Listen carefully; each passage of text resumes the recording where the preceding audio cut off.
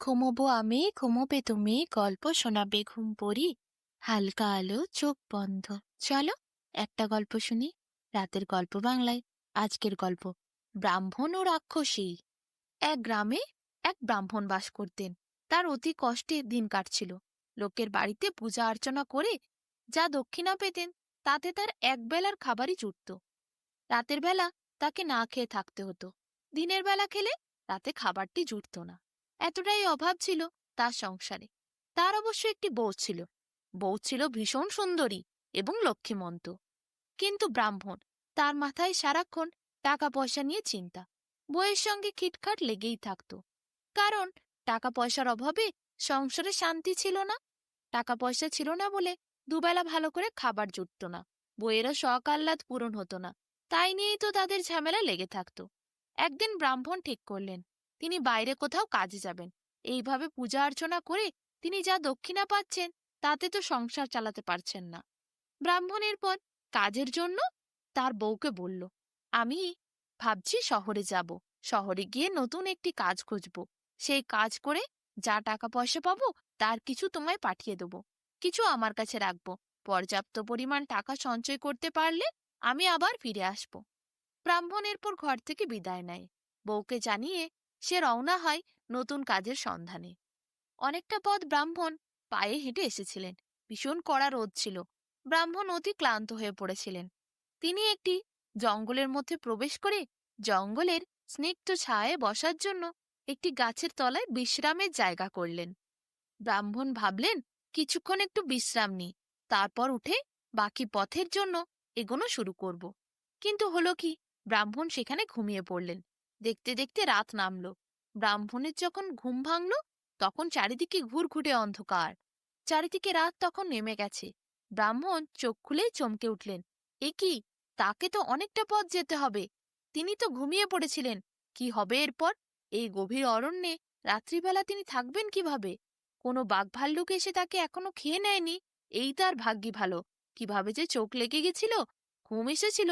ব্রাহ্মণ মাথায় হাত দিয়ে বসলেন। এমন সময় ব্রাহ্মণের কাছে ঝুমঝুম করে নূপুর পরে একটি সুন্দরী মহিলা এসে উপস্থিত হলো। ব্রাহ্মণ যেই তার চোখের দিকে তাকালো, ব্রাহ্মণ তাকে দেখে মুগ্ধ হয়ে গেল। ব্রাহ্মণ মায়াজালে জড়িয়ে গেল। রাক্ষসী ব্রাহ্মণকে মায়াচ্ছন্ন করল। রাক্ষসী আসলে একটি নারীর বেশে ব্রাহ্মণের সামনে উপস্থিত ছিল। সেই জঙ্গলে এক ভয়ানক রাক্ষসী থাকত। সে ব্রাহ্মণকে মায়াজালে জড়ানোর পর নিয়ে গেল তার সুবিশাল অট্টালিকার মধ্যে। জঙ্গলের মধ্যেই ছিল এক ভীষণ বড় রাক্ষসীর এলাহি অট্টালিকা। সেখানে রাক্ষসীরা দাস দাসী হয়ে রয়েছে। খাবার দাবার, ধন রত্ন, টাকা পয়সা, কোনো কিছুর কমতি নাই। রাক্ষসীর খুব ইচ্ছে ছিল সে ব্রাহ্মণকে বিয়ে করবে। এই সুযোগ ব্রাহ্মণ গাছের তলায় বসেছিল। সে একটি ব্রাহ্মণ দেখে মনের আনন্দে ব্রাহ্মণকে গিয়ে মায়াজালে জড়িয়ে বিয়ে করে ফেলল। এরপর বছর কেটে গেল। রাক্ষসীর সাথেই ব্রাহ্মণ থাকতে শুরু করলো। ব্রাহ্মণ আর ঘরে ফিরে নাই। ব্রাহ্মণের বউয়ের ভীষণ চিন্তা হলো। তিনি কি করবেন খুঁজে পেলেন না।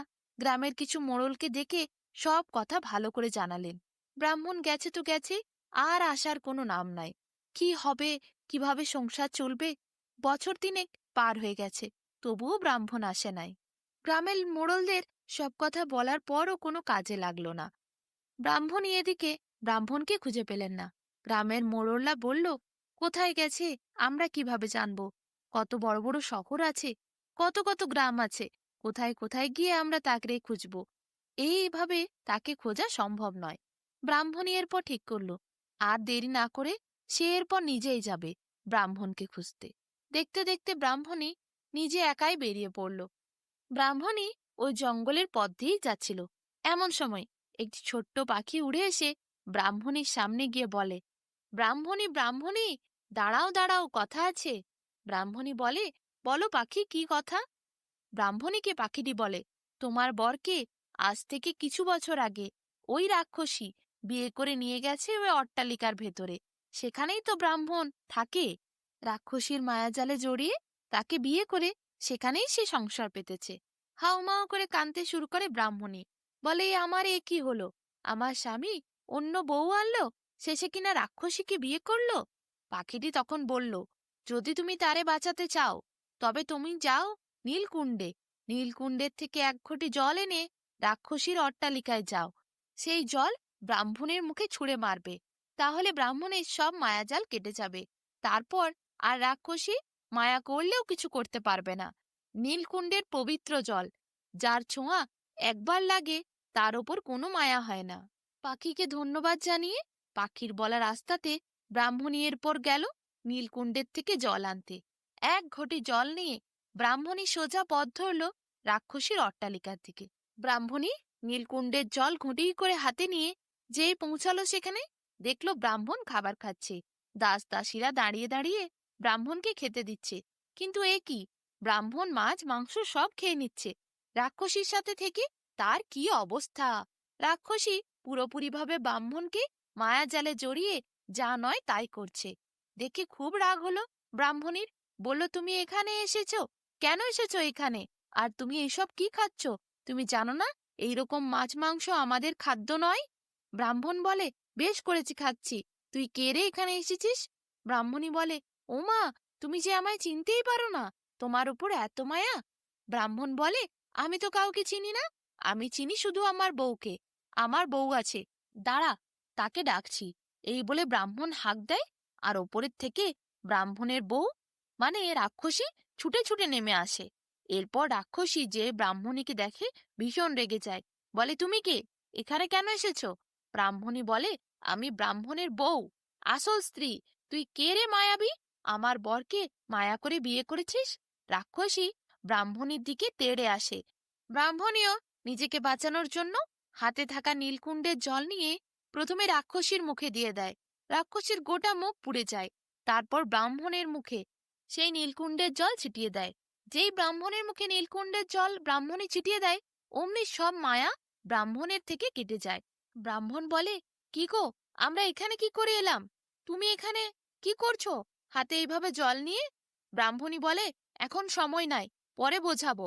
এরপর রাক্ষসীর দিকে ব্রাহ্মণী গিয়ে বলে, যদি এখান থেকে দূর না হোস আর আমার স্বামীকে না ছাড়িস, তাহলে কিন্তু এই নীলকুণ্ডের জল তোর গোটা গায়ে ঢেলে দেবো, জ্বলে পুড়ে ছাই হয়ে যাবি তুই।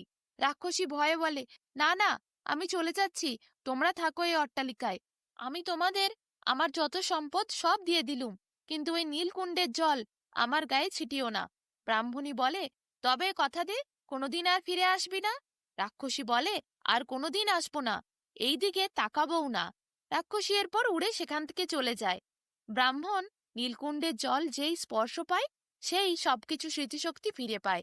এরপর ব্রাহ্মণ ব্রাহ্মণীকে দেখে অবাক হয়। ব্রাহ্মণী সব কথা খুলে বলে।